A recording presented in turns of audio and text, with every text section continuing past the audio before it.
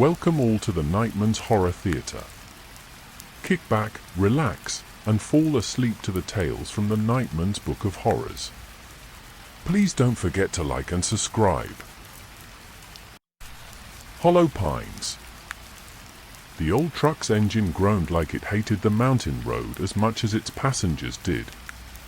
Pines crowded the gravel track, their trunks blackened by shadow even though the sun still hovered above the ridgeline. The deeper they drove, the more the forest seemed to fold in, like the trees were leaning forward to listen. Eli Vaughan kept one hand on the wheel and the other around the thermos balanced between his knees. He wasn't a coffee drinker, but the others had insisted, and the bitter warmth gave him something to focus on besides the ache in his shoulders. It had been a 6-hour drive from the nearest highway, and he could feel the miles in his bones. "GPS says we're almost there," said Maddie from the passenger seat, her voice tight. The screen on her phone showed a pulsing blue dot in the middle of a digital green void. No road names. No landmarks. Just the endless smear of satellite forest. 1 more mile. Maybe less. Eli glanced at her. "That thing's been lying since we turned off the main road." "Maybe." She didn't look up. "But I trust it more than your sense of direction." From the back seat came a soft chuckle, Dean, the youngest of the group, tapping his fingers against his knee like a drumbeat. He'd been smiling since they left town, but it wasn't the kind of smile you'd see in a photo. It was too thin. Too quiet. "You two argue like an old couple," Dean said. "If I have to listen to this for another mile, I'm walking."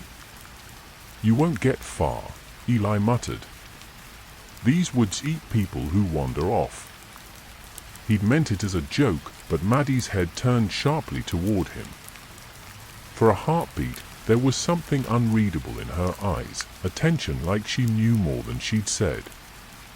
Then she looked away again, and the truck rattled over a stretch of potholes. In the very back, wedged among packs and gear, Dr. Howard Ames scribbled in a leather-bound notebook. His grey hair was neatly combed despite the long drive, and his wire-rimmed glasses sat low on his nose. The others had barely heard a word from him all morning, but now he spoke without looking up. "They don't call it Hollow Pines for nothing," Ames said. "The soil's strange here. Something about the mineral content. Sound carries in unusual ways." Maddie frowned. "You mean echoes?" "No," Ames's pencil scratched against the page. "I mean voices." The road narrowed until branches scraped the sides of the truck. Somewhere deep in the trees, a bird gave a sharp, metallic cry that didn't sound like any bird Eli had ever heard. The sound followed them for a while, fading only when the truck rolled into a small clearing. The cabin looked older than the road they'd driven on. The logs were dark with rot, the windows fogged over from the inside. A rusted wind vane creaked lazily on the roof. On the porch, a single rocking chair swayed though there was no wind. Eli killed the engine. The silence that followed was too sudden, too heavy. No birds. No wind. Just the faint hiss of blood in his ears. Dean was the first to open the door. His boots crunched in the dry pine needles as he stretched, looking up at the thick canopy overhead. "Feels quiet," he said. "Too quiet," Maddie muttered. Dr. Ames closed his notebook and stepped out with surprising agility for his age. "You'll get used to it. The forest absorbs sound here. Makes you feel like you're underwater." He smiled faintly. "But if you listen long enough, you'll hear what it's hiding." Inside, the cabin smelled of old wood and something faintly metallic. Dust motes hung in the dim light, disturbed by their movement. The furniture was sparse, a table, for chairs, a single sagging couch. Against the far wall, a stone fireplace gaped like a dark mouth. Above it hung a frame, but the canvas inside was blank, as though whatever had been painted there had been scrubbed away. Maddie ran a hand along the table, leaving a trail in the dust. "When's the last time someone stayed here?" 52 years, Ames said without hesitation. The last registered entry in the forestry records was 1971. 4 people came in, 3 bodies came out. Eli froze halfway through unloading their gear. "And you thought this was a good place to, what?" "Camp." "To study," Ames corrected. He placed his notebook on the table, spine facing the room. "We're here to investigate the disappearances. Hollow Pines has been eating people for centuries. We're going to find out why." Dean laughed, but it was a hollow sound. "And here I thought we were just hiking." That night, they lit the old fireplace with wood Dean chopped from a pile out back. The flames gave off more shadow than light, the wall seeming to lean closer as the fire snapped. Outside, the forest was black, not night black, but something thicker, as though the trees themselves blocked more than light. Eli couldn't sleep. Around midnight, he stepped onto the porch. The air was cool, the kind that sinks into your lungs like water. Somewhere in the darkness, a shape moved between the pines, too tall, too thin, and gone the moment he focused on it. A whisper followed. Not words. Just the sound of something breathing in a rhythm that matched his own. He backed toward the door, pulse pounding. Just before he stepped inside, he heard it, faint, almost human. "Eli." Eli shut the cabin door quietly, pressing his back against the wood as though it might hold back whatever had called his name. The whisper still clung to him, trailing inside like a smell that refused to fade. The fire in the hearth had burned low, throwing red embers across the walls. Dean was sprawled on the couch, head tilted at an awkward angle, mouth slightly open. Maddie had curled into a sleeping bag on the floor, her face turned toward the wall. Dr. Ames sat upright in one of the wooden chairs, eyes closed but posture rigid, as though sleep for him was just an exercise in conserving energy. Eli crossed to his own sleeping bag without speaking, lying down slowly so as not to wake anyone. The forest silence pressed in through the cabin walls. Even the embers seemed to snap too loudly. When sleep finally took him, it came without warning, like a trapdoor opening beneath his mind. The dream. He was standing in the same clearing where they'd parked the truck, only the trees had drawn closer, their trunks smooth and wet like polished bone. The rocking chair on the porch moved violently now, banging against the cabin's wall in a steady rhythm. A figure sat in the chair. The top half of its head was swallowed in shadow, but its mouth stretched into an expression that was neither smile nor grimace. The lips moved, but the voice came from behind him. Deeper. Eli turned, and the clearing was gone. The forest stretched endlessly, the ground sinking into black water that reflected no light. Something huge moved beneath the surface, stirring ripples that lapped against his boots. "We're already here," the voice said. The water reached his knees. Cold radiated upward through his bones. When he looked down, he saw pale hands rising from the depths, grasping his legs. The skin was bloated, nails cracked and blackened. He tried to pull away, but the grip tightened until pain sparked in his joints. The last thing he saw before the water took him was the rocking chair, empty now, rocking slowly, as though the forest itself had set it in motion. Eli woke with a jolt. The cabin was dark, the fire dead. His breathing was too loud in the silence. He glanced at the others, still sleeping, or at least lying still. Then came the sound. Not from outside. From under the cabin. A slow, deliberate scrape, like something dragging its nails along the underside of the floorboards. He reached for the flashlight in his bag and clicked it on. The narrow beam cut through the darkness, catching the dust floating in the air. The sound stopped. Eli waited, muscles rigid. A floorboard near the hearth gave a sharp creak, the kind that comes not from wood settling, but from weight. He turned the beam toward it. The wood was unbroken, but a hairline crack had opened in the seam between planks, and something dark and wet seeped through before vanishing back into the gap. He didn't move until the first light of morning filtered through the windows. They didn't talk much over breakfast. Maddie stirred powdered oatmeal into boiling water without looking at anyone. Dean leaned on the counter, eating cold beans from the can. Dr. Ames was already back at the table with his notebook, flipping through pages as though searching for a memory. Eli finally said, "Anyone else hear anything last night?" Dean smirked without humor. "You mean the scratching?" Maddie froze mid-stir. Ames looked up slowly. "What did you hear?" Dean set the can down. "Something under the floor. Like an animal.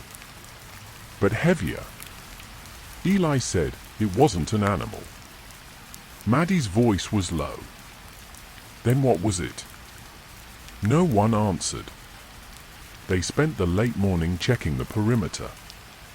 The ground was soft from a week of rain, but there were no paw prints, no deer tracks. Only a series of deep, narrow impressions that sank straight into the earth without disturbing the soil around them. Like someone pressed a pole straight down, Dean muttered, crouching to touch one. Or a spear. Not someone, Ames said. Something. Maddie's head jerked toward him. "You say that like you've seen it before." "I've read the accounts," Ames replied.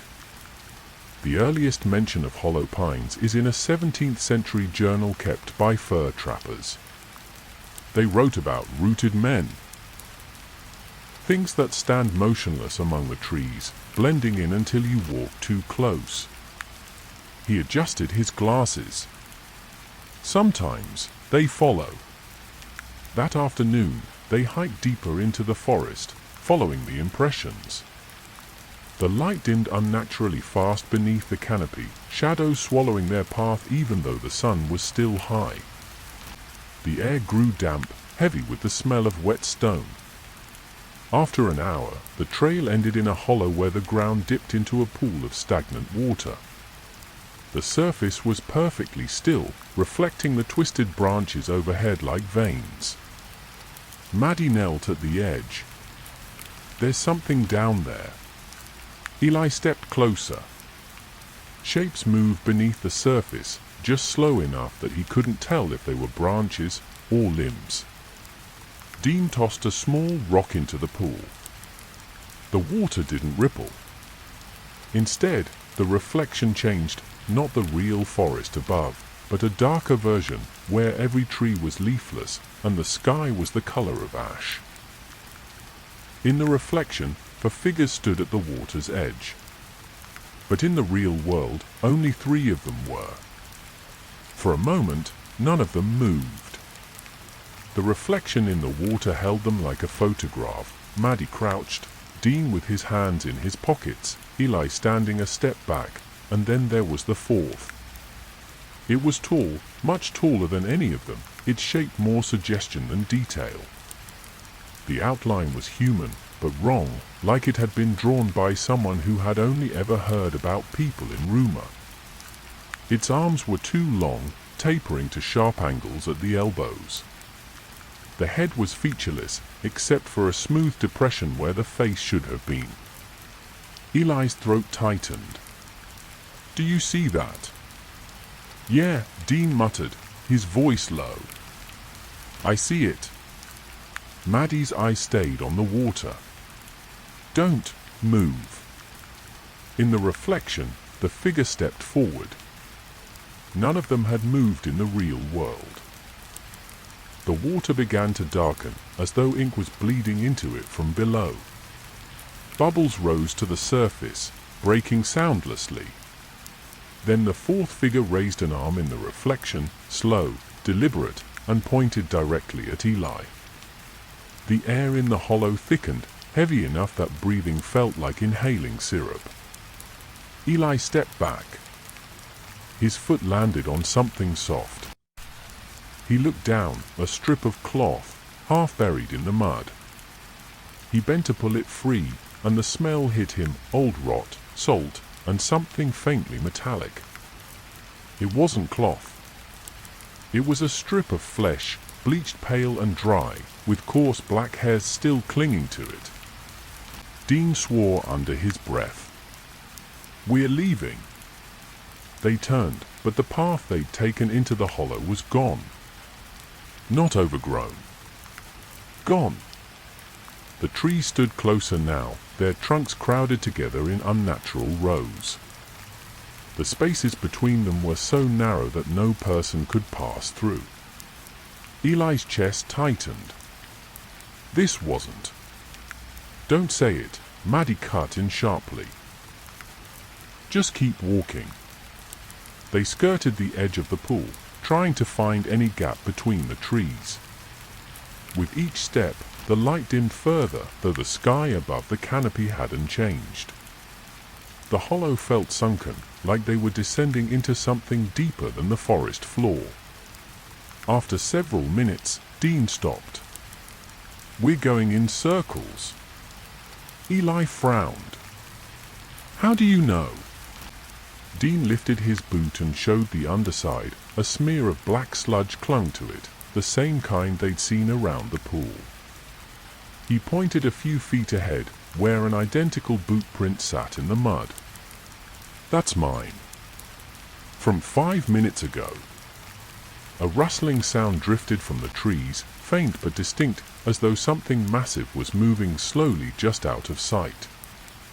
Then, from the opposite side of the hollow, came another sound. Breathing. It wasn't human breathing. It was too slow, too deep, carrying a faint whistle at the end of each exhale, like air pushing through a hollow reed. The rustling stopped. The breathing grew closer. "Back to the water," Ames said suddenly. His voice was urgent now, stripped of its usual calm. "Are you serious?" Maddie asked. "Trust me," Ames said. They moved quickly, returning to the edge of the pool. The reflection was different now. Only the fourth figure remained, but it wasn't standing anymore. It was crouched, hands splayed on the ground, head tilted as if watching them from beneath the surface. The breathing came from behind them now. "Close." Ames stepped forward, took off his glasses, and dropped them into the pool. The instant they touched the surface, the water rippled for the first time. The fourth figure leaned closer in the reflection, its faceless head filling more of the view. "Don't look away," Ames said. The breathing stopped. The water began to darken, as though ink was bleeding into it from below. Bubbles rose to the surface, breaking soundlessly. Then the fourth figure raised an arm in the reflection, slow, deliberate, and pointed directly at Eli. The air in the hollow thickened, heavy enough that breathing felt like inhaling syrup. Eli stepped back. His foot landed on something soft. He looked down, a strip of cloth, half buried in the mud. He bent to pull it free, and the smell hit him, old rot, salt, and something faintly metallic. It wasn't cloth. It was a strip of flesh, bleached pale and dry, with coarse black hairs still clinging to it. Dean swore under his breath. "We're leaving." They turned, but the path they'd taken into the hollow was gone. Not overgrown. Gone. The trees stood closer now, their trunks crowded together in unnatural rows. The spaces between them were so narrow that no person could pass through. Eli's chest tightened. This wasn't. "Don't say it," Maddie cut in sharply. "Just keep walking." They skirted the edge of the pool, trying to find any gap between the trees. With each step, the light dimmed further, though the sky above the canopy hadn't changed. The hollow felt sunken, like they were descending into something deeper than the forest floor. After several minutes, Dean stopped. "We're going in circles." Eli frowned. "How do you know?" Dean lifted his boot and showed the underside. A smear of black sludge clung to it, the same kind they'd seen around the pool. He pointed a few feet ahead, where an identical boot print sat in the mud. "That's mine. From 5 minutes ago." A rustling sound drifted from the trees, faint but distinct, as though something massive was moving slowly just out of sight. Then, from the opposite side of the hollow, came another sound. Breathing. It wasn't human breathing. It was too slow, too deep, carrying a faint whistle at the end of each exhale, like air pushing through a hollow reed. The rustling stopped. The breathing grew closer. "Back to the water," Ames said suddenly. His voice was urgent now, stripped of its usual calm. "Are you serious?" Maddie asked. "Trust me," Ames said. They moved quickly, returning to the edge of the pool. The reflection was different now. Only the fourth figure remained, but it wasn't standing anymore. It was crouched, hands splayed on the ground, head tilted as if watching them from beneath the surface. The breathing came from behind them now. "Close." Ames stepped forward, took off his glasses, and dropped them into the pool. The instant they touched the surface, the water rippled for the first time. The fourth figure leaned closer in the reflection, its faceless head filling more of the view. "Don't look away," Ames said. The breathing stopped. Eli kept his eyes on the reflection, his heartbeat pounding in his ears. The figure began to rise again, taller now, impossibly tall, until its head was above the tops of the reflected trees. Its arms hung straight down, fingers nearly touching the water. Ames whispered, "When it moves, we run." Eli swallowed hard. "Run where?" "Doesn't matter," Ames said. "Just away from here." The figure twitched in the reflection, a single, sharp jerk, like the first move of a predator closing in.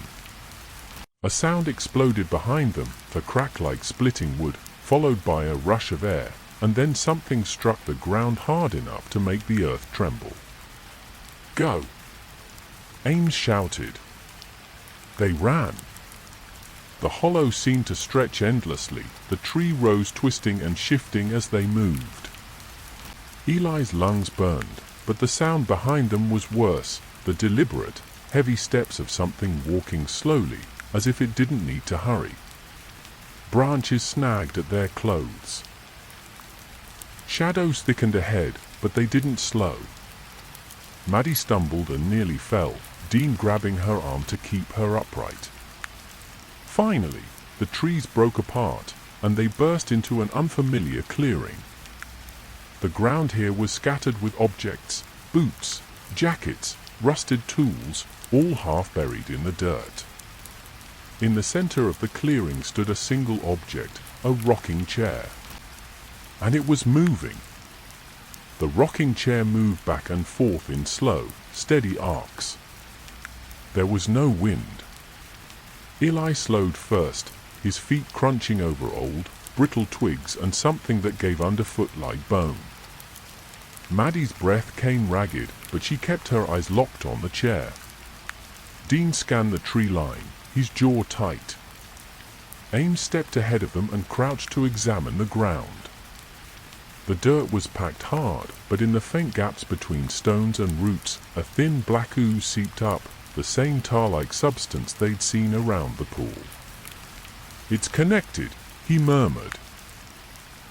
The chair's creak was deep and hollow, like wood swollen from decades of damp. With each rock forward, it tilted slightly farther, as if leaning toward them. Dean finally broke the silence. "We're not going near it." Ames straightened. "We don't have a choice. That thing in the hollow isn't just going to let us walk away. And I've seen this before. That got their attention." "You've what?" Eli asked. Ames's eyes didn't leave the chair. "Years ago, my grandfather had a book, a ledger, more than a story, about disappearances in this forest. 137 people over nearly 2 centuries. There were sketches. Not all of the same thing, but some matched this exactly. The chair was always found at the last known location of a missing person." Maddie's voice was flat. "And you think sitting in it is the solution?" "I think it's a door," Ames said. The creak grew louder now, as if responding to the words. Something moved in the shadows just behind the chair. At first Eli thought it was light shifting on the trees, but then it unfolded. A tall, jointed silhouette rose slowly until it was almost twice human height. Its arms hung long, almost brushing the seat. The figure didn't step forward. It swayed in rhythm with the rocking, its faceless head tilting slightly toward each of them in turn. The air thickened, warm and wet like a breath on the back of the neck. Ames took a step closer to the chair. "If I'm right, this is the only way out. But it will take one of us." Dean swore. "You're saying one of us has to sit in that thing?" The chair slowed its rocking. The shadow behind it stilled. "Yes," Ames said. "One sits. The rest leave." Before they could answer, the forest erupted with sound. Not footsteps, voices. Hundreds of them, overlapping in whispers and half-sobs. Some spoke words in English, others in languages none of them knew. But one phrase cut through, repeated again and again. "Sit and stay. Sit and stay. Sit and stay." The sound pressed against their skulls. Maddie clapped her hands over her ears, but it didn't help. Dean grabbed Ames's arm. "This isn't a choice we're making. We're leaving." He turned toward the trees and stopped dead. The paths were gone again.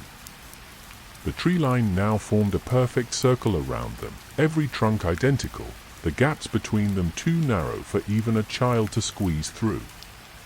The only open space was toward the chair. Eli's knees felt weak. "It's not letting us go."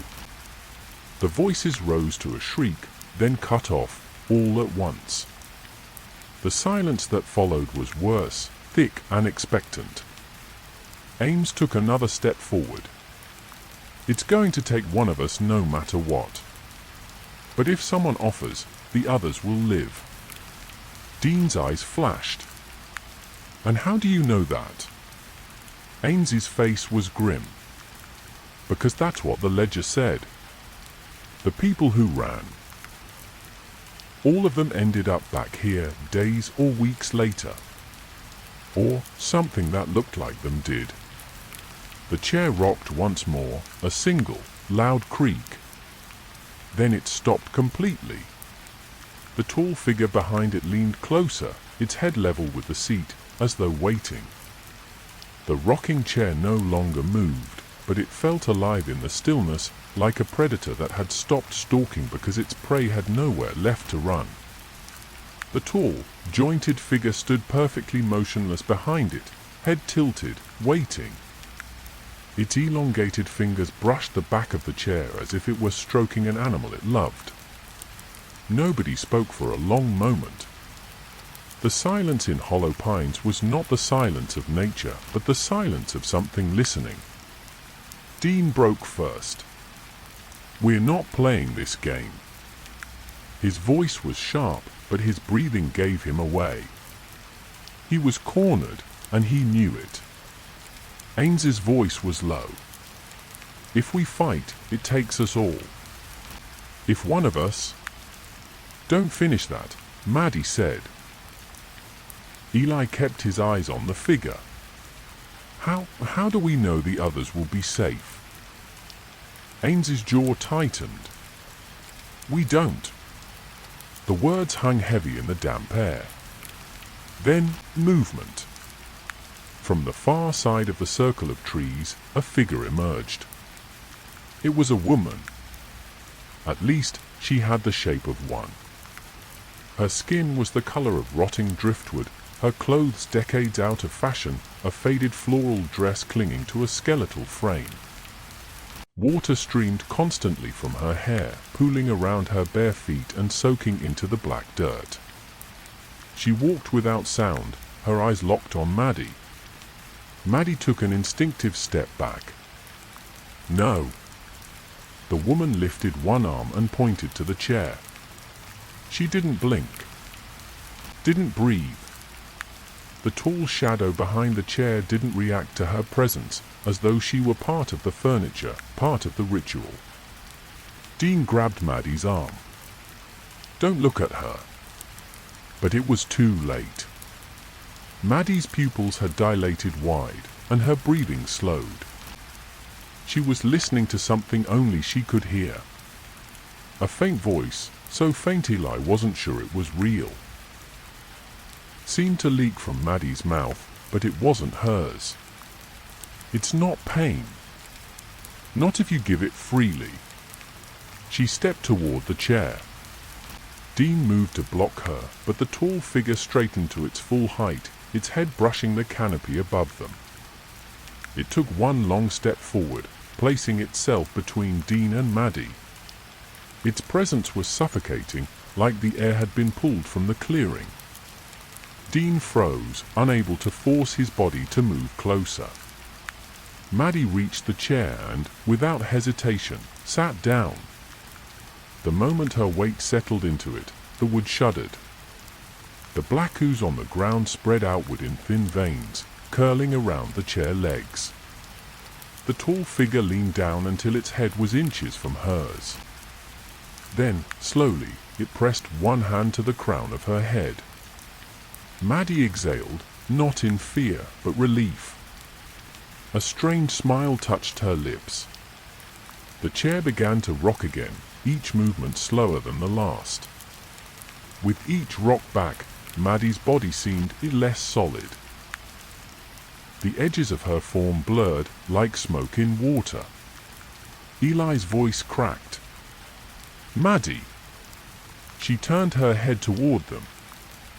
For a split second, her face wasn't hers. It was a shifting collage of other faces, men, women, children, all flickering through like frames of an old film. Then she was Maddie again, smiling softly. "It's all right. You'll find the way out now."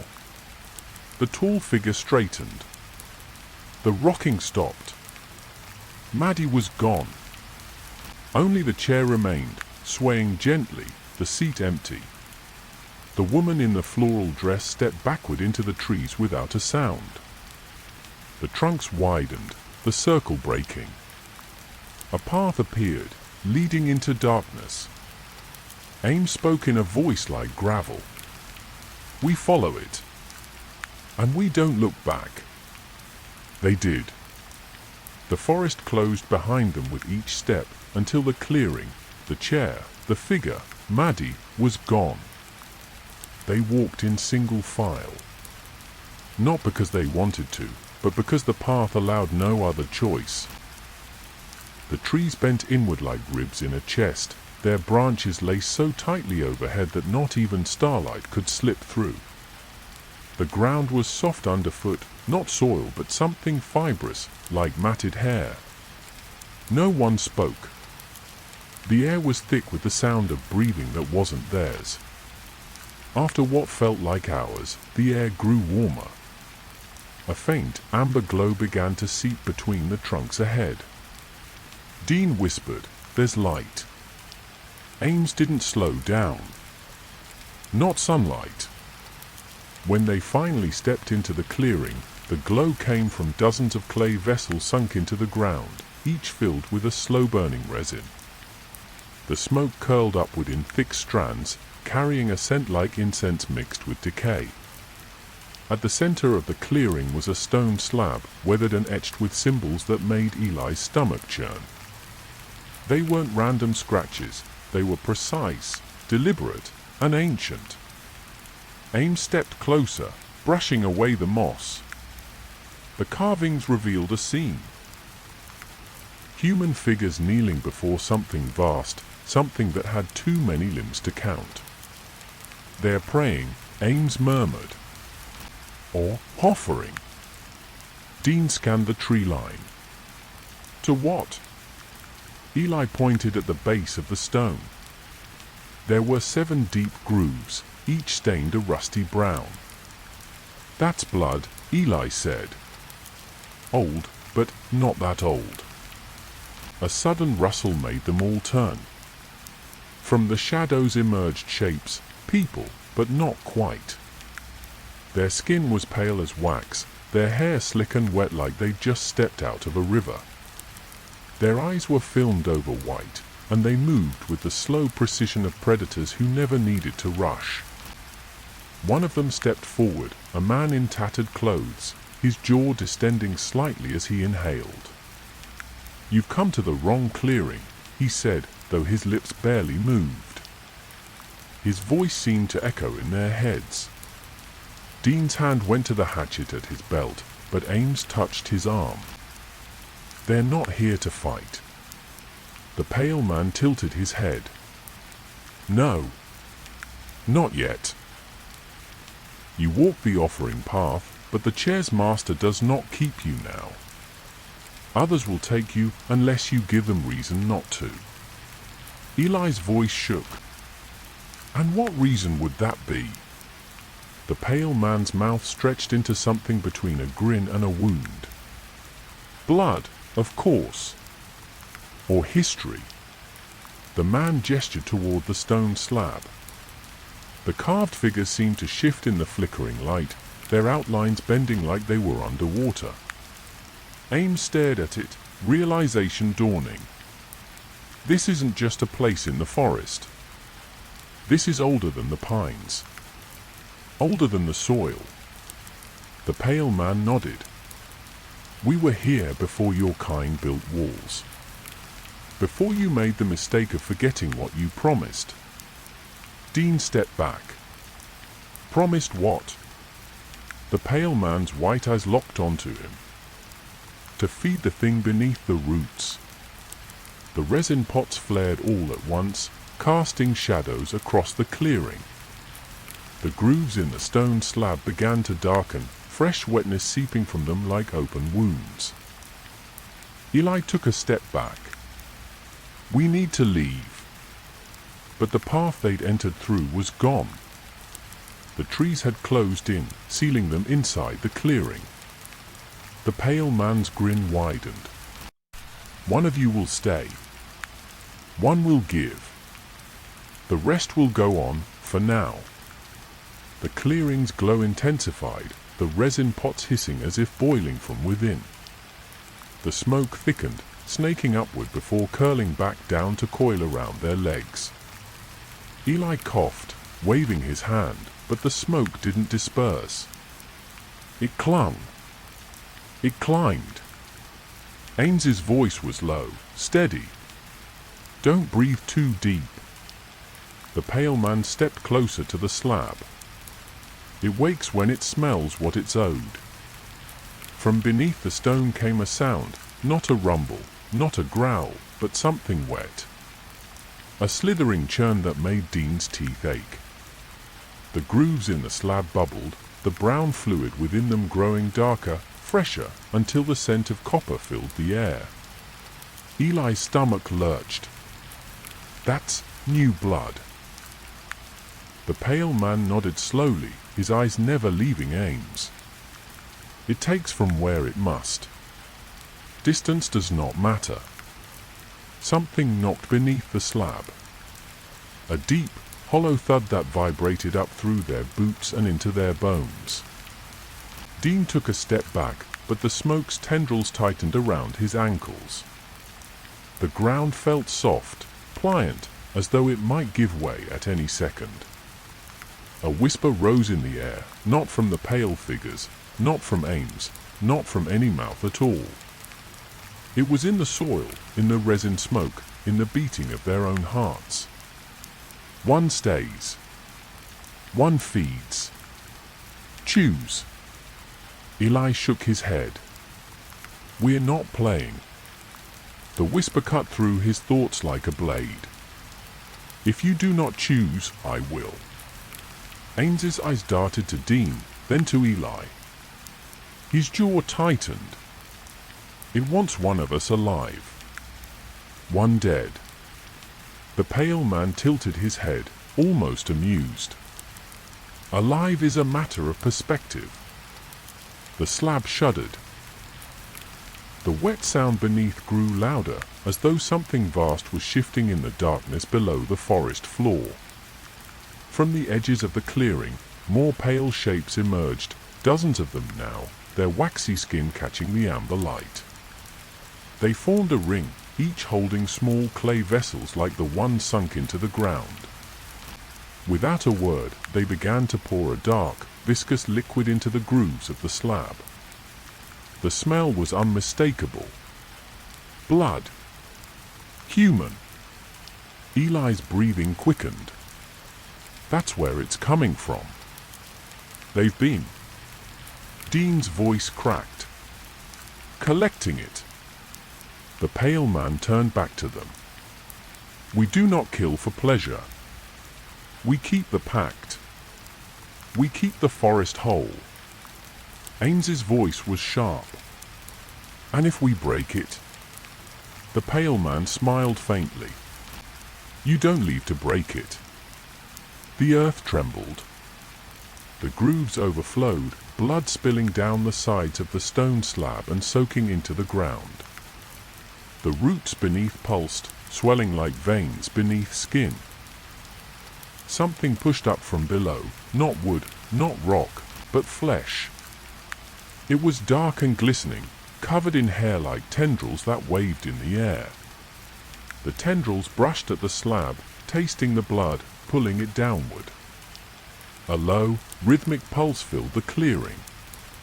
Not a heartbeat. Something older. Hungrier. The whisper came again. Choose. The pale man stepped aside, revealing a narrow section of the slab that looked almost clean. Lay the one you give here, he said. It will be quick. It will be remembered. Dean's hands clenched around his hatchet. Over my dead body. The pale man's white eyes gleamed. That is exactly the idea. The circle of pale figures closed in, the hiss of the resin fires almost drowning out the whisper. Almost. Choose. The tendrils beneath the slab were moving faster now, lashing and curling like the feelers of some blind, deep-sea predator. Each movement was wet, the skin stretched over something hard beneath. Eli could feel the thud of its pulse in his shoes. The ground was alive. Dean lifted his hatchet, but Ames's hand shot out and caught his wrist. Don't, Ames hissed. It doesn't care if we fight, it wants the struggle. The pale man tilted his head, as if studying ants in a jar. Not much longer, he said quietly. If it hungers too long, the choice will be messier. The whisper dug into their skulls again. One stays. One feeds. Eli's throat was dry. It's not just asking for a death. It's asking for ownership. Dean's jaw clenched. You're not. He didn't finish. A pale figure stepped into the circle, holding something in its long fingers. A wooden mask, carved in the likeness of a human face, but the proportions were wrong. The mouth was too wide, the eyes too deep. It held the mask toward Ames. Ames shook his head, but the pale man spoke softly. If you take the mask, you stay here. You feed it when it calls. You walk the forest forever. Dean's eyes darted to Ames. You're not thinking. Ames didn't answer. He looked at Eli. Then at Dean. Then at the stone slab. The tendrils below slapped against the stone now, impatient. The whisper turned into a growl. Choose. The pale man's voice cut through the sound. Or it will take both. Eli felt something brush his ankle. He looked down, the roots were splitting, tiny tendrils sliding out like fingers. One wrapped gently around his boot. Dean swung the hatchet down at it, but before the blade could bite, the tendril split open. Not like flesh tearing, like a mouth opening, revealing a ring of small, pale teeth. The hatchet bounced away harmlessly. A sound rose from below, a single, wet inhalation that made the air rush toward the slab. It was smelling them. Ames stepped forward and took the mask. Dean swore. You're out of your damn mind. Ames looked over his shoulder, a strange calm settling over him. Better one of us walks out of here. The pale man smiled. Not walks out. Just walks. As soon as Ames placed the mask over his face, the tendrils stopped thrashing. They rose, slow and reverent, curling around him like the arms of a lover. The resin smoke thickened, wrapping him in a column of amber haze. Eli shouted his name, but Ames didn't answer.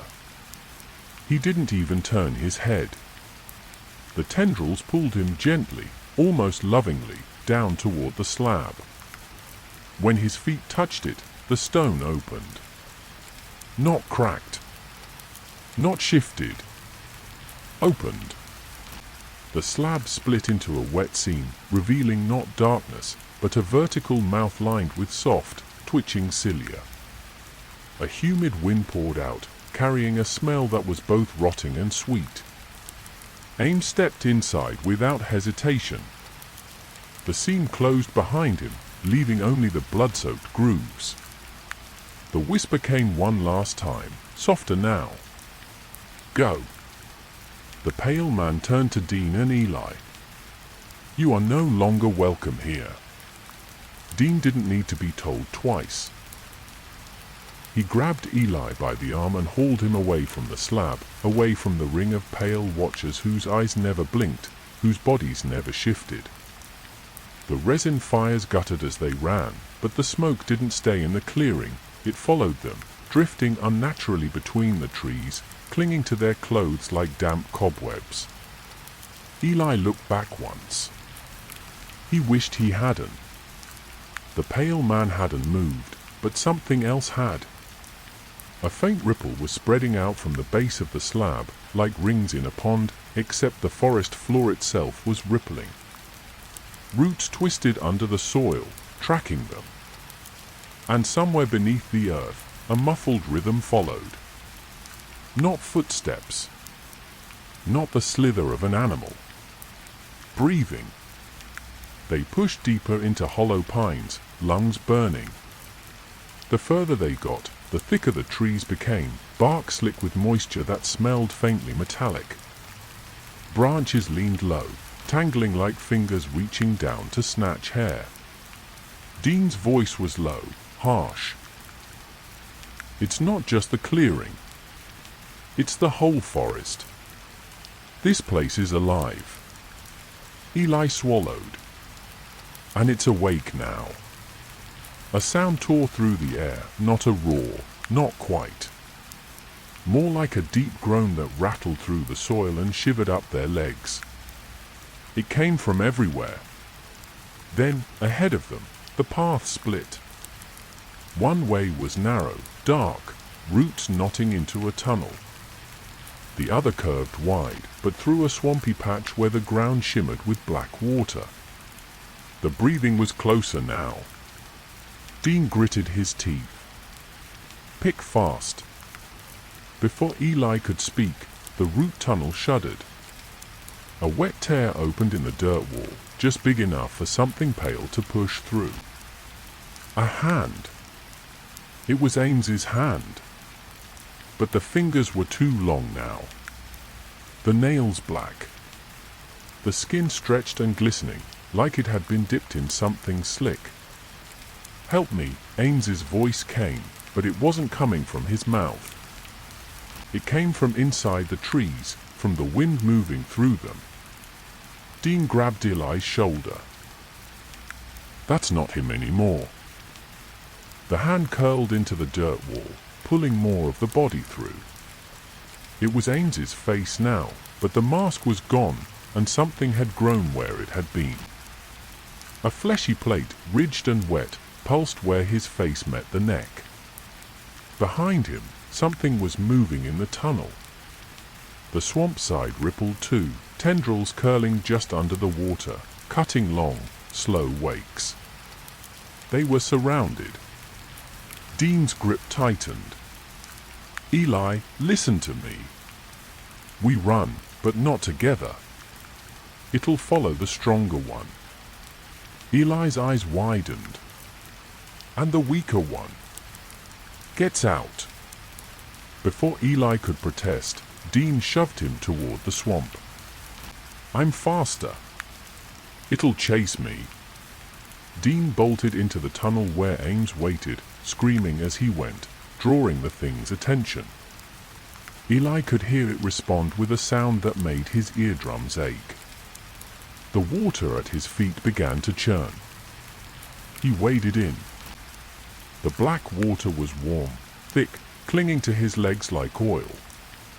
Something brushed his calf, smooth and deliberate. He forced himself forward, eyes locked on a faint patch of moonlight ahead.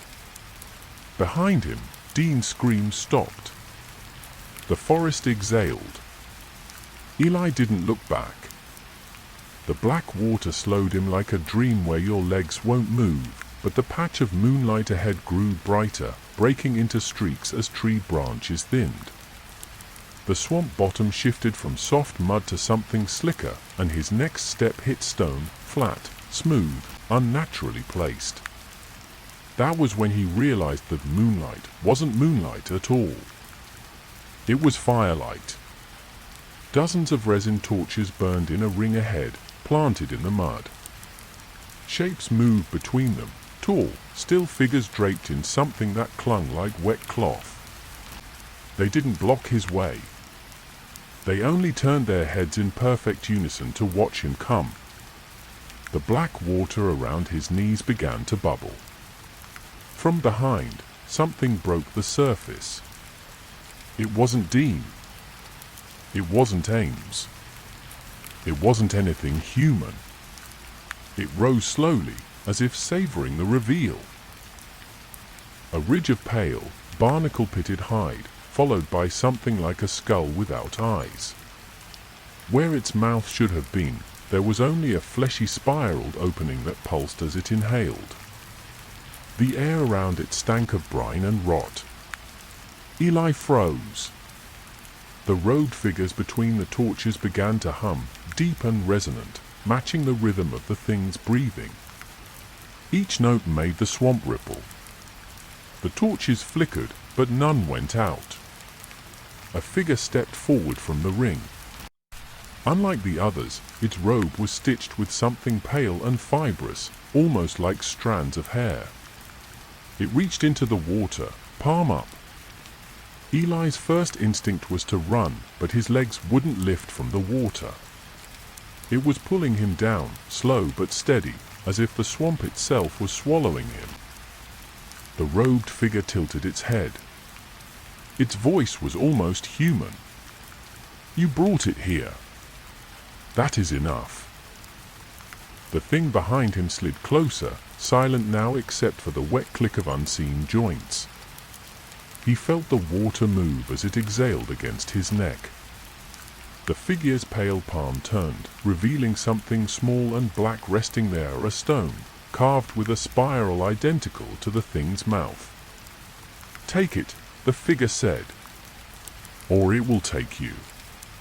Eli's shaking hand reached forward, barely touching the stone.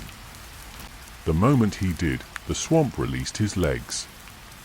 The spiral on the stone began to turn, not in grave movement, but living movement, like a pupil dilating. The humming stopped. The pale thing behind him slid back beneath the water without a ripple. When Eli finally stepped beyond the torches, there was no swamp, no water, no hollow pines. He stood at the edge of an empty field under a cloudless night sky. The stone was still warm in his hand. Eli didn't realize he was barefoot until the frost-bitten grass crunched under his toes. The field stretched in every direction, silvered by starlight, with no sign of the swamp or the pine forest. The warmth of the spiral stone in his palm was unnatural, almost pulsing. He picked a direction and began to walk. After what felt like an hour, a shape emerged from the horizon, a sagging farmhouse, its windows black.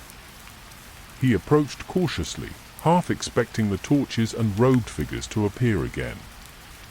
Instead, there was only the creak of the windmill behind the house.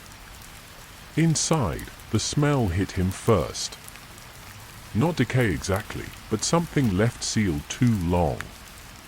Furniture sat under thick sheets, dust puffing from every step. Then he noticed the photographs. They lined the hallway, black and white portraits of strangers, each one holding a small, black spiral stone. In the earliest photographs, the people smiled faintly. In the more recent ones, their eyes looked cloudy, their mouths slack, as if the camera had caught them mid-breath. Eli turned to leave. But the front door was gone. The hallway had lengthened, photographs stretching into the distance. Somewhere far down the hall, he heard the humming again. The walls began to close in. Not physically, but visually. The frame seemed closer each time he blinked. And in the corner of his vision, the figures in the photographs were subtly changing, their heads turning slightly toward him. The spiral stone in his hand grew warmer. The humming swelled until it vibrated in his ribs. A voice, low and patient, threaded through it. "You took it. You carry it now. And it will carry you." Eli spun around, but there was no one behind him, only another stretch of hallway. The photos on this side showed no people at all. Just trees. Pines. Blacker than the night sky. A photograph ahead flickered, not like a faulty light, but like a video looped in jerky frames. The image showed the swamp, the torches, the robed figures. Then it showed him, standing where he stood now, holding the spiral stone. The voice spoke again, closer. "The forest is not a place. It is a path. And you have stepped too far." The humming stopped. Silence pressed in so hard it felt like a physical weight. Eli blinked, and the hallway was gone. He was back in the forest. The smell of wet pine was overwhelming. But this time, there was no direction to walk in. Every path, Every tree, every shadow looked the same. And somewhere beyond the trees, something was breathing. Eli stood in the forest that was not the forest. Every pine was too tall, too straight, each trunk a perfect black column vanishing into an absence of sky. The air was heavier here, full of a metallic tang that clung to the back of his throat. He turned in a slow circle. There was no wind, no rustle of leaves, no sound of insects. Only that breathing, a slow, deliberate exhale that seemed to come from everywhere at once. He tightened his grip on the spiral stone. It was warm enough now that it almost burned, but he couldn't drop it. The muscles in his hand wouldn't obey. A pale light swelled in the distance.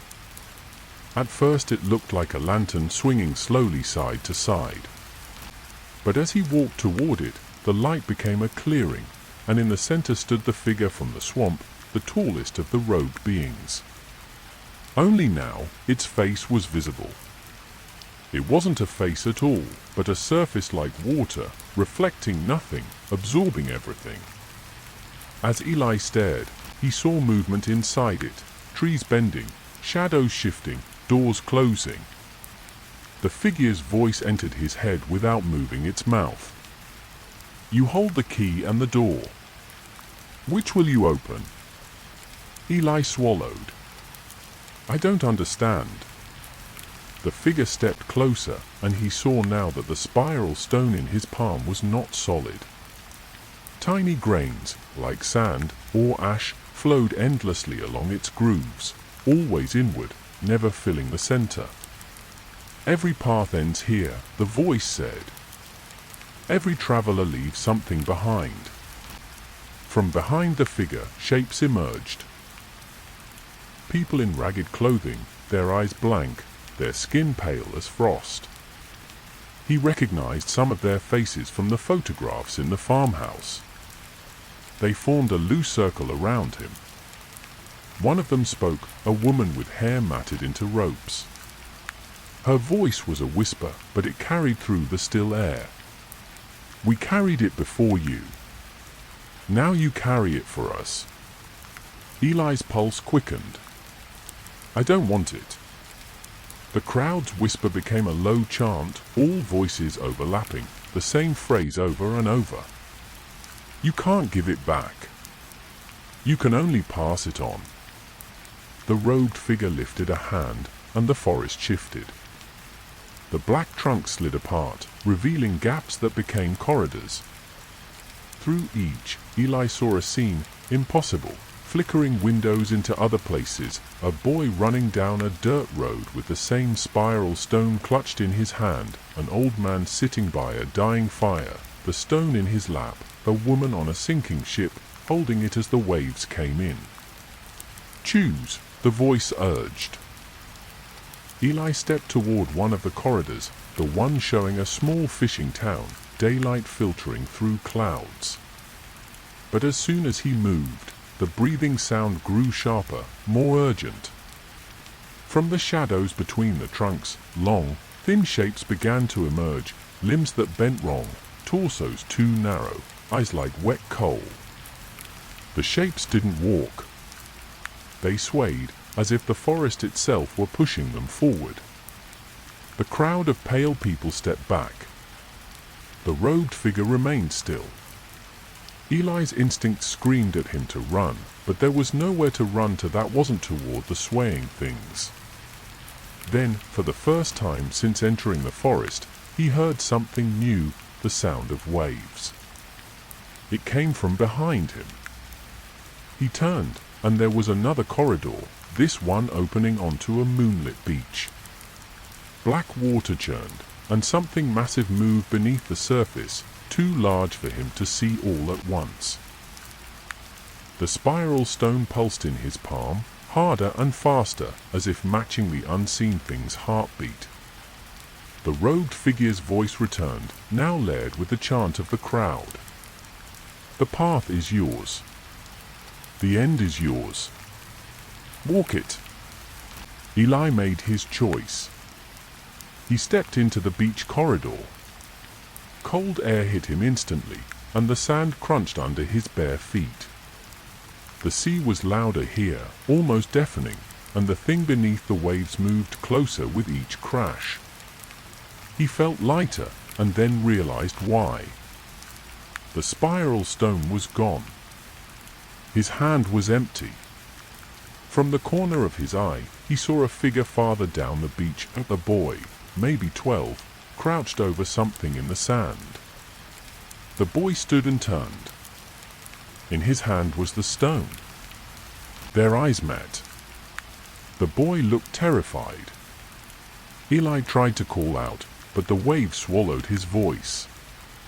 Behind the boy, the water swelled into a shape. Not a wave, something rising, massive and black, blotting out the horizon. The air around Eli vibrated. The boy ran. Eli felt the sand shift beneath his feet, not from the tide, but from movement below. Something reached up and closed around his ankle. The grip was impossibly strong and cold. He was yanked toward the water. As the ocean closed over his head, Eli opened his eyes and saw nothing but black. Not water, not sky, just the same absorbing darkness as the robed figure's face. The breathing was all around him now. And then he understood. The forest and the ocean were the same place. The spiral was the current. And he was no longer walking the path, he was part of it. The last thing he heard before everything went still was the boy's scream, far away, fading into the chant. You can't give it back. You can only pass it on. The Blackwater Mirror. The lake was wrong. Daniel Mercer felt it before he even saw it, that prickling sensation along the arms that had nothing to do with the cool wind or the fading light.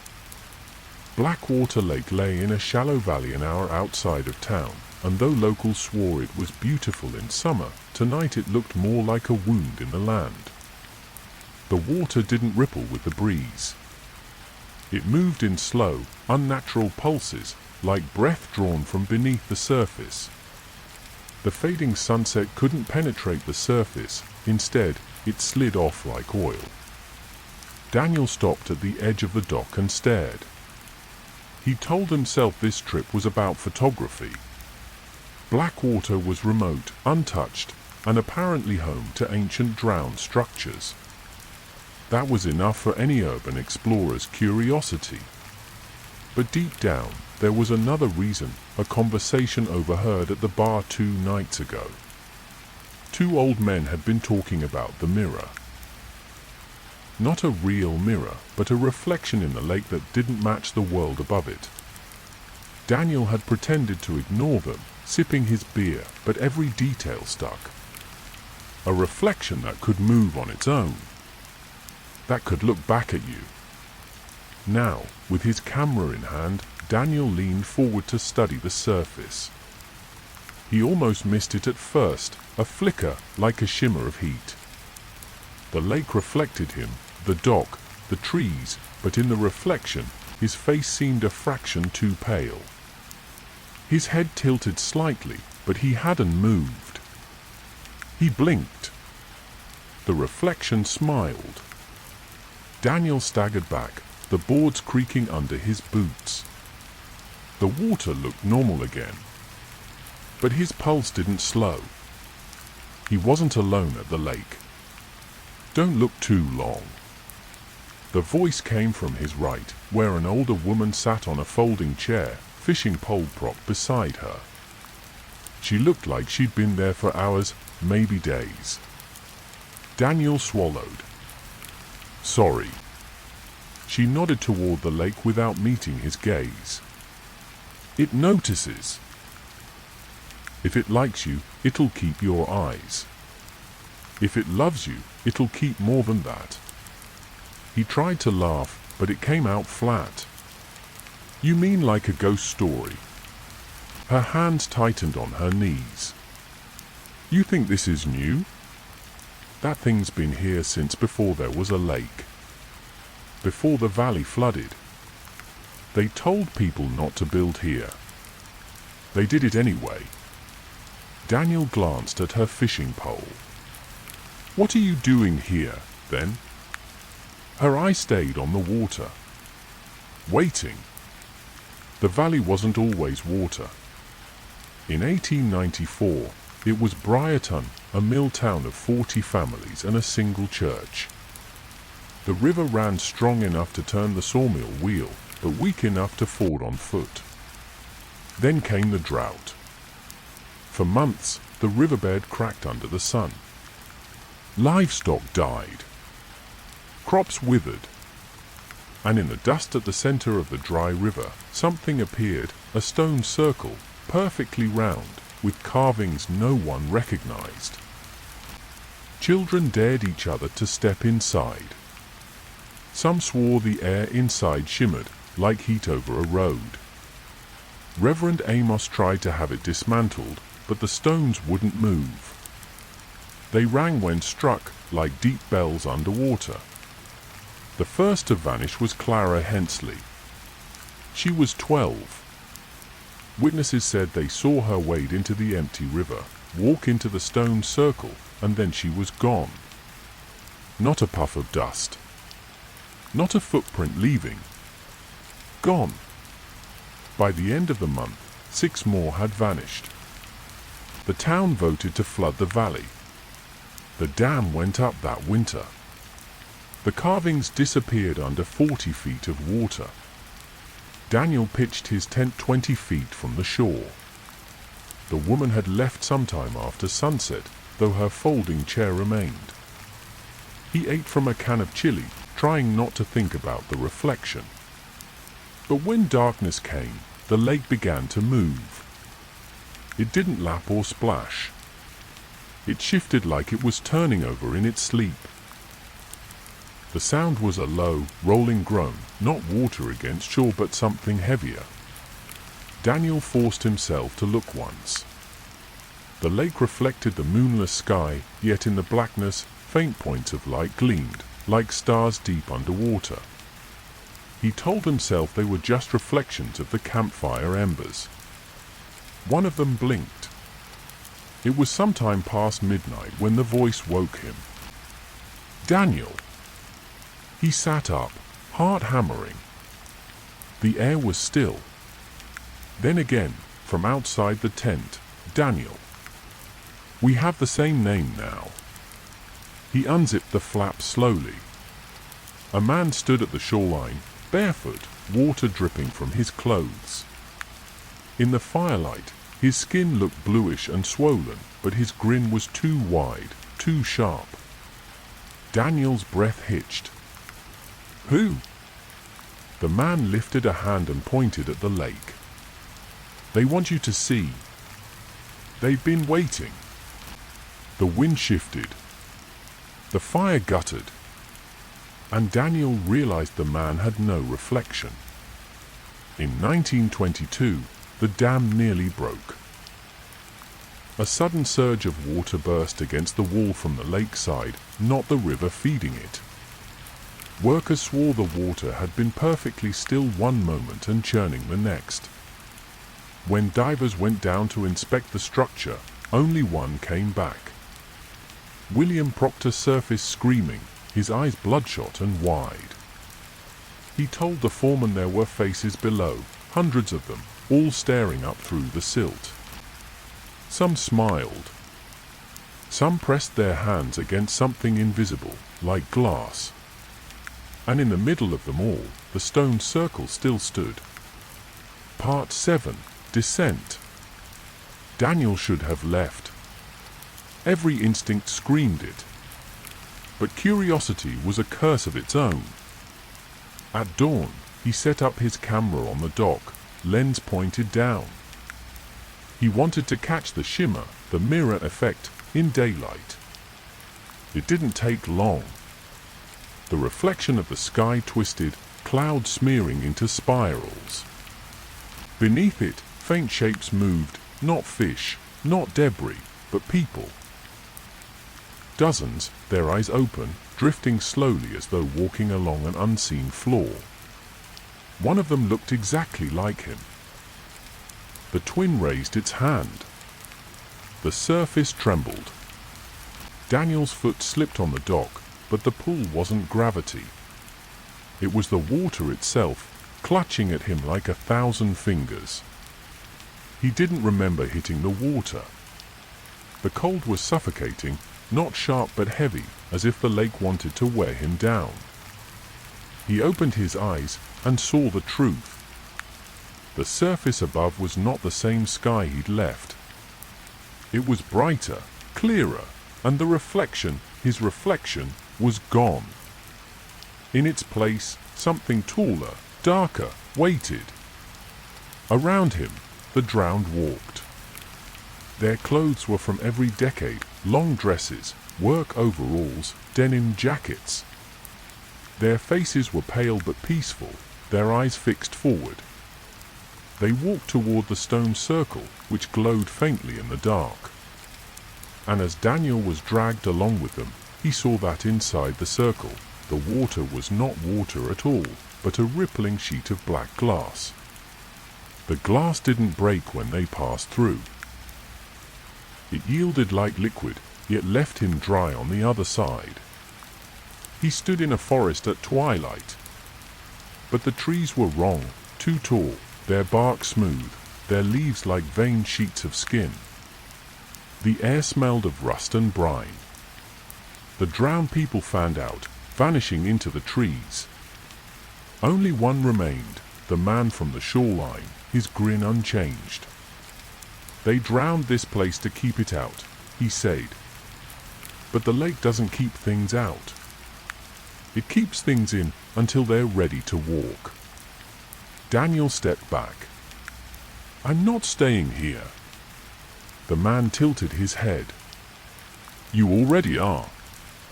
When Daniel finally broke the surface again, he was standing on the dock in full daylight. His clothes were dry. His camera still sat on its tripod. For a moment, he thought it was over. Then he saw the reflection. It wasn't copying him. It was watching him. And when he turned to leave, it didn't. The roots beneath. Evelyn Cross had been driving for 6 hours before the gas light came on. She was somewhere in the northern woods, miles from any highway, following the kind of cracked, one-lane road that looked like it hadn't seen pavement since before she was born. Her phone was useless, no signal, no GPS. She'd been relying on a folded paper map she found in her glove box, but the road she was on didn't seem to exist on it. When she finally saw the faded gas, 2 miles sign, she nearly laughed out loud. The station was a squat, lopsided building with peeling red paint and a sign that just said fuel. No brand name. No lights on the pumps. But a single bulb burned inside, above the counter. She pulled in, shut off the car, and immediately noticed how quiet it was. Not just normal quiet, no birds, no wind in the trees. Just the faint hum of that bulb. Inside, the air smelled like old oil and dust. A man stood behind the counter, tall and thin, with a beard that hung to his chest. His eyes were the same color as the unlit sky outside. Evening, Evelyn said, trying to sound casual. You're late, he replied. Evelyn blinked. I didn't know I was expected. The man's gaze didn't shift from hers. Nobody knows. That's the way of it. She opened her mouth to ask what he meant, but he turned toward the shelves behind him, pulling down a single black gas can. When he set it on the counter, she saw the can was dusty, but the cap looked freshly oiled. That'll get you as far as Hollow Pines, he said. After that, don't keep going. Evelyn tried to laugh it off. What's past Hollow Pines? He looked at her like she'd asked the wrong question. Not what? When? Hollow Pines wasn't a town so much as a cluster of buildings. A shuttered diner. A boarded-up church. A single streetlight flickering like it couldn't decide whether to stay alive or not.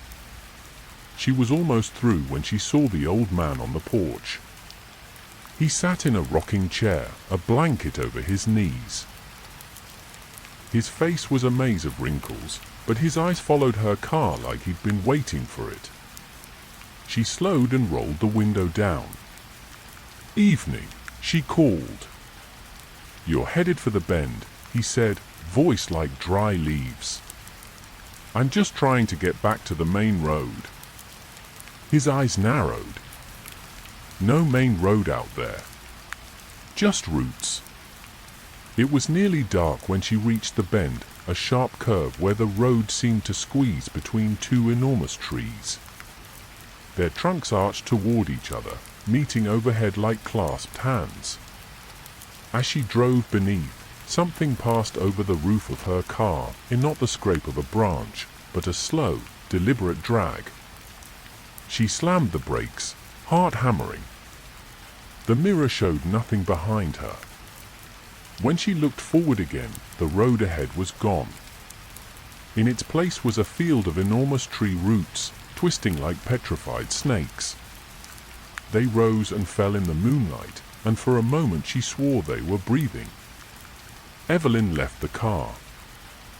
The air smelled like fresh soil, though she hadn't seen a shovel's mark anywhere.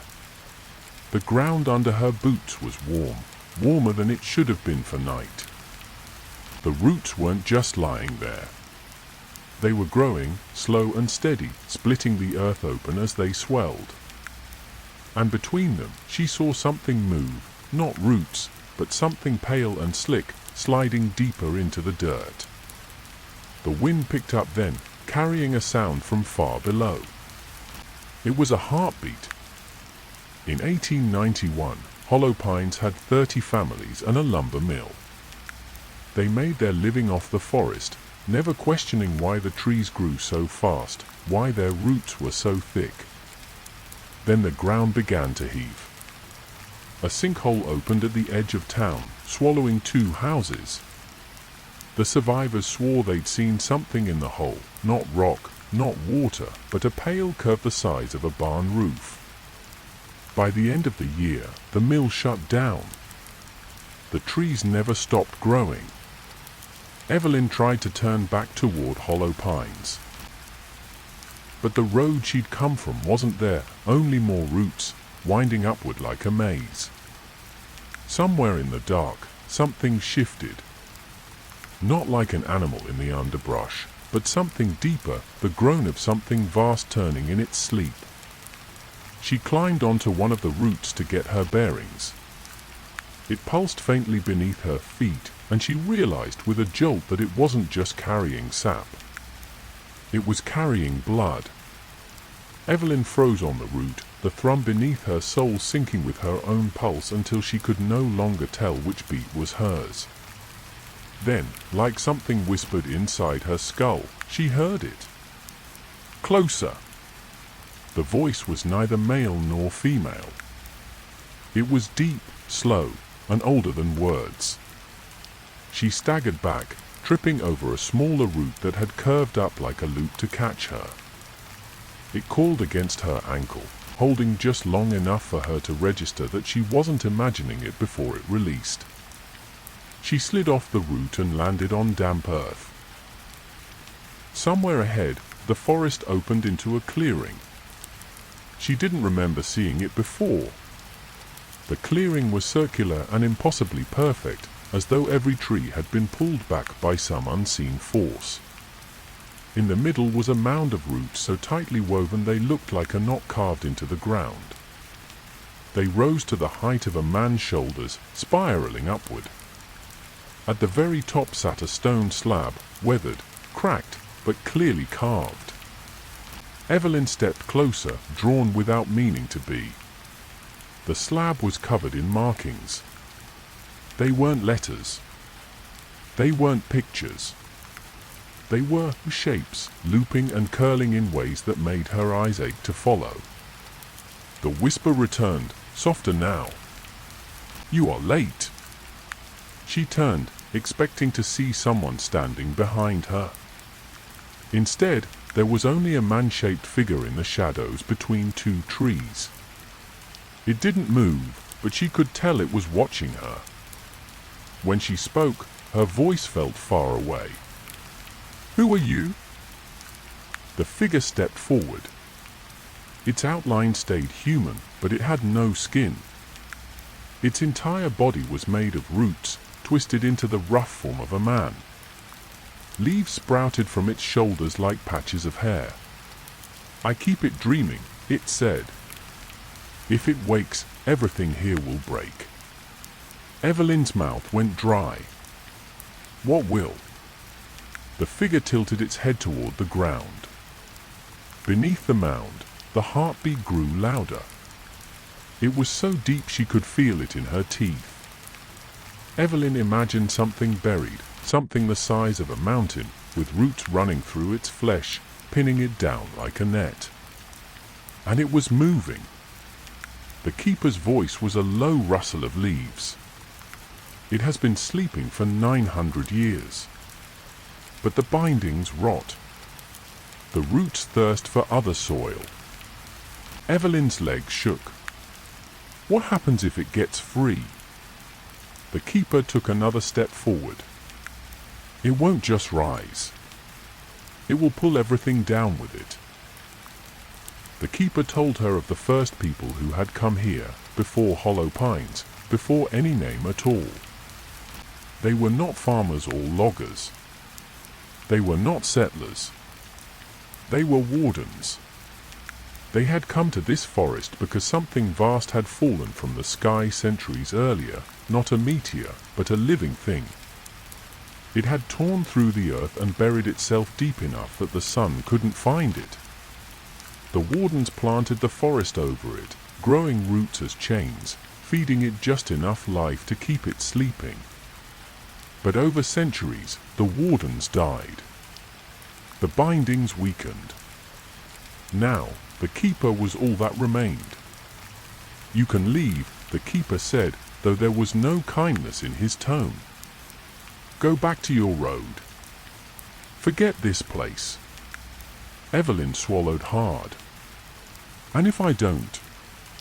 The roots around the mound shifted slightly, their spirals opening like the eye of a storm. Beneath, she saw something pale and slick again, not bone, not rock. Something that twitched. "If you stay," the keeper said, "you must take my place when I go." The heartbeat pounded harder, as though it approved. A sound split the night, wood snapping, soil ripping apart. One of the thicker roots on the mound tore free, curling upward into the air like a striking serpent. The keeper staggered, a section of his chest unraveling into loose vines. "It's too soon," he hissed, and his voice was almost human now. More roots tore loose. The mound quaked. And then Evelyn saw it, the eye. The pale shape below wasn't flesh or stone. It was a massive lid, and it was sliding open. Light poured from the crack, not sunlight, not moonlight, but a shifting green glow that painted the trees in alien shadows. The heartbeat quickened. The forest began to tilt toward the mound, soil running like water toward the opening. The keeper lunged at her, roots wrapping her wrists. "You have to choose. Bind it or run." Evelyn stared into the light. Shapes moved within it. Shapes that didn't make sense, as if the eye was a window and something inside was turning toward her. The whisper came again, but now it was in her own voice. "Let me out." Her mind split in two.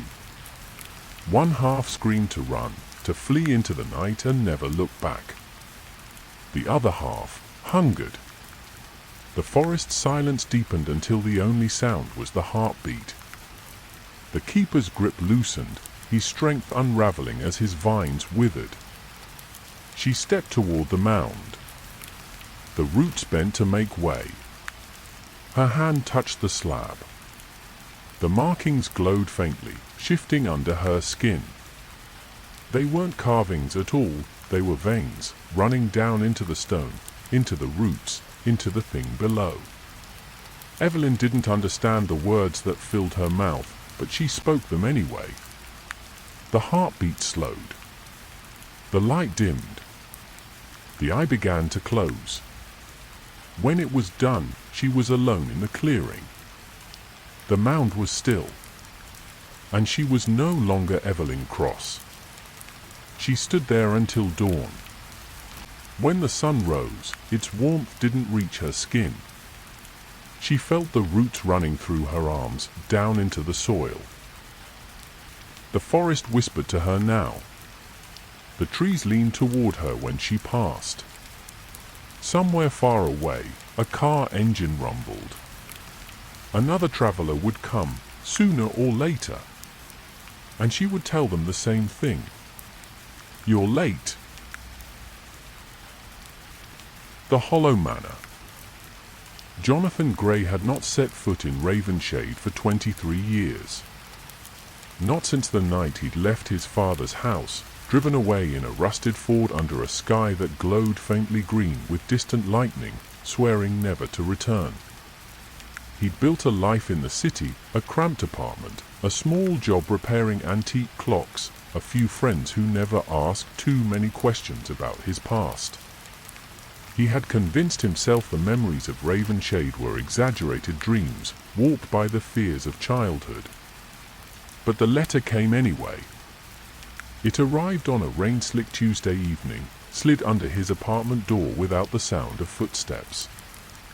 The envelope was thick, creamy paper, sealed with dark wax bearing the crest he had seen his entire youth, a stylized raven with a broken wing. The handwriting inside was familiar, elegant, slanting, almost old-fashioned. Jonathan! If you are reading this, it means the house has awoken again. There is no one else left to keep it quiet. Come at once. A.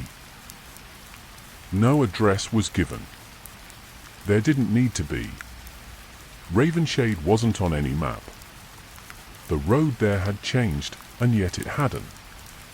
The last 2 miles were still unpaved, swallowed by overhanging branches that knitted together overhead, shutting out the sky.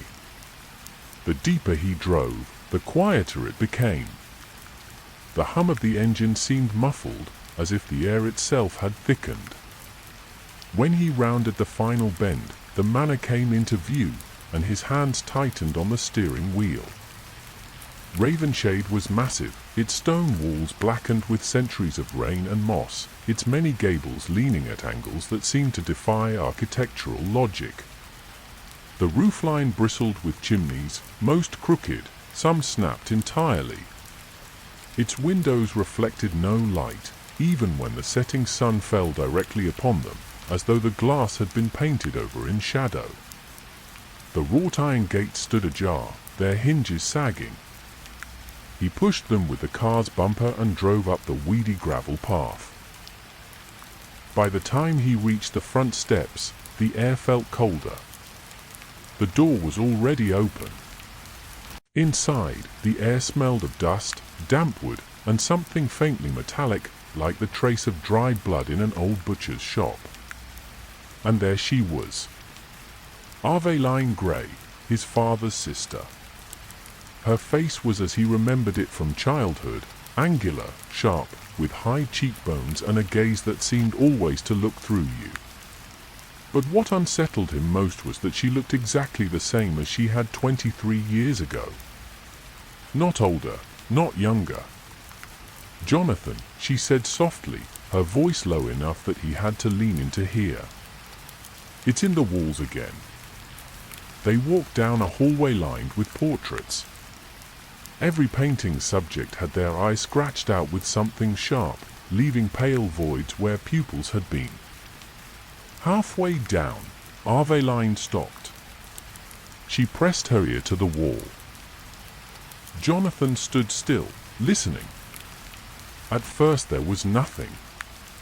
Then, faint, irregular, like claws dragging inside the plaster, a scrape. "Do you hear it?" she whispered. The scraping stopped. The wallpaper rippled. They moved deeper into the house, each step sounding far too loud against the warped wooden floorboards. The manor seemed to absorb the light from their lantern, the edges of the hall fading into shadow no matter how close Jonathan stepped. Aveline led him into the kitchen, where a single candle burned on a warped table. Its flame flickered unnaturally, not from a draft, but in rhythm, like it was breathing. "I keep it lit," she said. "It doesn't like the flame. But it's learning." Jonathan sat, his fingers tapping against the table, eyes scanning the corners of the room. "What is it, Aveline?" "I know Father said things, stories, but I never believed." Aveline's gaze hardened. "Belief isn't the key, Jonathan. Agreement is. The house listens for those who try to name it, and once you agree to its rules, it doesn't let go." Before he could reply, a sound came from the ceiling above, a slow, deliberate dragging of something heavy. Then a wet thud. Aveline stood, her voice low. "Don't go upstairs tonight." That night, Jonathan lay awake in the small guest room at the rear of the manor. The mattress was thin and the smell of mildew clung to the sheets, but it wasn't discomfort keeping him awake, it was the silence. It was not the natural hush of night. It was a held breath. At 2:17 a.m., he heard it again, the dragging sound. It moved from the far end of the hall toward his room. He sat up, heart pounding, as the boards outside his door groaned under invisible weight. The doorknob turned. It stopped halfway, as though whatever was on the other side was deciding whether to enter. Jonathan didn't breathe. After a long moment, the knob released, and something wet dripped onto the floorboards outside. Footsteps retreated into the far dark. In the morning, Aveline placed a leather-bound book in front of him at the kitchen table. The cover was cracked, the pages brittle with age. "This was your father's," she said. "He started it when the house first woke in his time. He never finished it." Jonathan flipped through pages of sketches, warped staircases, doorways drawn at impossible angles, rooms that didn't exist on the house's blueprint. One page was soaked in something dark that had bled the ink into black clouds. On the final entry, scrawled in shaky handwriting, were the words, "It knows when you're alone. It waits for it." Aveline poured tea, her hand steady. "If you want to survive here, never be alone in the dark. Not even for a breath." On the third day, Aveline asked him to help board up the east wing. "The doors there open by themselves," she said. "And they don't always lead to the same place." They carried planks and nails down a hall where the air grew colder with each step. A long crack ran along the plaster wall, and from within it came the faint sound of water dripping, though no water had ever run through this part of the house. When they reached the east wing doors, Jonathan's gut tightened. They were tall, black, and arched, their handles shaped like raven skulls. "Don't look in if it opens," Aveline warned. As they began to hammer the boards, the handles turned on their own. The gap between the doors widened, and a warm wind smelling of brine and decay flowed through. Jonathan's eyes flicked to the opening before he could stop himself. What he saw was not a hallway, but a shoreline under a black sky, waves made of thick tar rolling toward him. Shapes moved in the water, tall and thin, each crowned with something that swayed like strands of hair. Then the doors slammed shut, nearly crushing his fingers. Aveline's voice was ice. "Now it knows your face." That night, Jonathan woke to whispering. It wasn't from the hall this time, it was inside his room. The voice was low and wet, as though spoken from beneath water. "Jonathan, I remember you." The shape in the corner was darker than shadow, its outline shifting like smoke. As his eyes adjusted, he saw that its head was hollow, literally, a cavernous void where a face should be. The whispers grew louder, filling his head until he clutched his skull, teeth grinding. The candle by his bed sputtered and went out. When he struck a match to relight it, the corner was empty, but on the floorboards, wet footprints led to the bed's edge. Over breakfast, Jonathan demanded the truth. Aveline's expression was unreadable. "Your father made a bargain with the Hollow. He thought he could contain it. He thought it could be used, that it could grant visions, knowledge of things beyond our world. He was wrong." She sipped her tea. "It doesn't kill everyone it takes. Some, it hollows out. Keeps the body, erases the self. They become doorways." Jonathan's throat was dry. "And my father?"